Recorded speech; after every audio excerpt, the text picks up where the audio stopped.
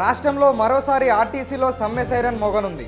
గతంలో ఆర్టీసీ కార్మికులు సమ్మె చేయడం వల్ల ప్రయాణికులు ఎంత ఇబ్బంది పడ్డారో తెలిసిందే. ప్రతిరోజు స్కూల్, కాలేజ్, ఉద్యోగాలకు వెళ్లేవారు ఈ సమస్యను ఎక్కువగా ఫేస్ చేశారు. అయితే ఇప్పుడు మరోసారి సమ్మె సైరన్ మోగనుంది. తెలంగాణ ఆర్టీసీ జేఏసీ ఆధ్వర్యంలో కార్మిక సంఘాల నేతలు ఆర్టీసీ యాజమాన్యానికి సమ్మె నోటీసులు కూడా ఇచ్చారట. ఇందులో ఆర్టీసీ ఉద్యోగుల సమస్యలు, ప్రభుత్వ హామీల అమలుపైన స్పష్టమైన డిమాండ్లు చేశారు. ఇక ఆర్టీసీ ఉద్యోగుల ప్రధాన డిమాండ్లు ఏంటంటే ఆర్టీసీని ప్రభుత్వంలో విలీనం చేయడం, 21వ వేతన సవరణ సంఘం ఏర్పాటు చేయడం, సిసిఎస్ పిఎఫ్ బకాయిలు 2700 కోట్లు చెల్లించడం, పిఆర్సీ అమలు చేయడం వంటి డిమాండ్లు ఉన్నాయి. అంతేకాదు ఎలక్ట్రిక్ బస్సులు తీసుకొస్తే డ్రైవర్ల ఉపాధిపై ప్రభావం లేకుండా చట్టాల రూపకల్పన చేయడం వంటివి కూడా ఉన్నాయి. అయితే బస్ భవన్ వద్ద పెద్ద ఎత్తున కార్మిక సంఘాల నేతలు చేరారు.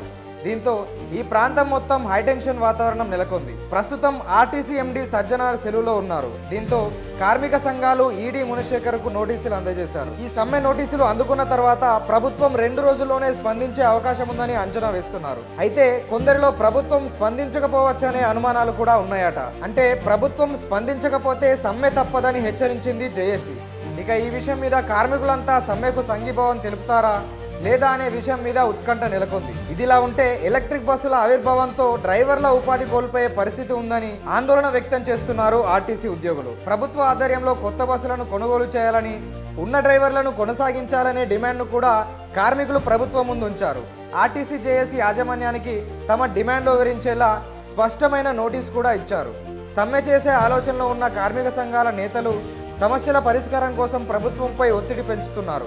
అయితే ఈ సమ్మెకు ఆర్టీసీ ఉద్యోగులు పూర్తిగా మద్దతిస్తారా లేదా అనే విషయం తెలియాల్సి ఉంది. వీరు గనక సమ్మెకు మద్దతిస్తే రాష్ట్రంలో ఆర్టీసీ బస్సులు బంద్ అవుతాయి. అంతేకాదు ఉచిత బస్సు పథకం కూడా వీరి సమ్మె కారణంగా ఆగిపోతుంది.